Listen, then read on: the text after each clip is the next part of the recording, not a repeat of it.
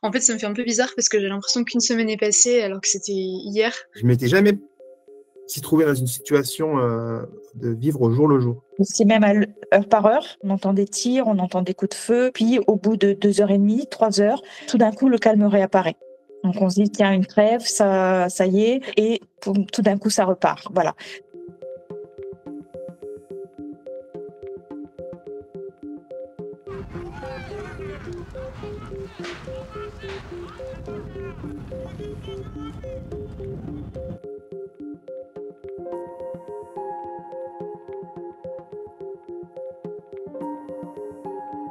Déjà, c'est arrivé très brutalement. Vraiment, là, je m'attendais pas du tout à ce que la situation s'escalade comme ça. Et on ne s'attendait pas à un tel déferlement de violence et que ça dure, en fait, puisque là, on est au 3e jour, on va entamer la 3e nuit. Et on ne sait pas comment va se passer la 3e nuit.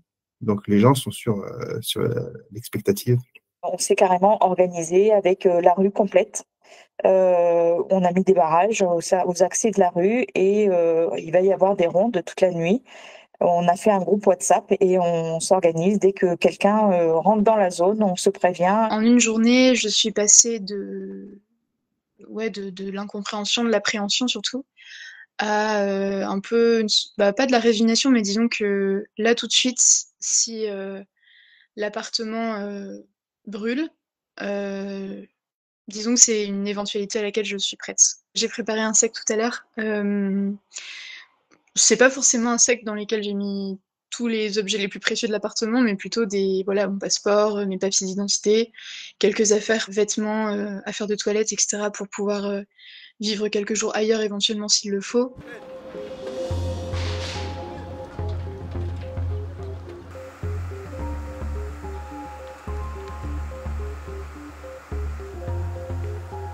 En tant que vendeuse en boulangerie, j'ai fermé la boulangerie donc lundi soir, plutôt que prévu, par précaution aussi, et sur conseil de mon patron. Alors moi, je travaille à distance, donc je peux faire encore mon travail. Il n'y a eu que 2 coupures de courant. En Nouvelle-Calédonie, on est quand même un peu rodé aux périodes cycloniques, des choses comme ça. Donc, on a vraiment l'habitude, généralement, de faire des réserves d'eau, d'avoir des bougies dans le placard. Hier, quand je suis allé faire les courses dans le géant à côté de chez moi, il n'y avait déjà pas grand-chose qui restait.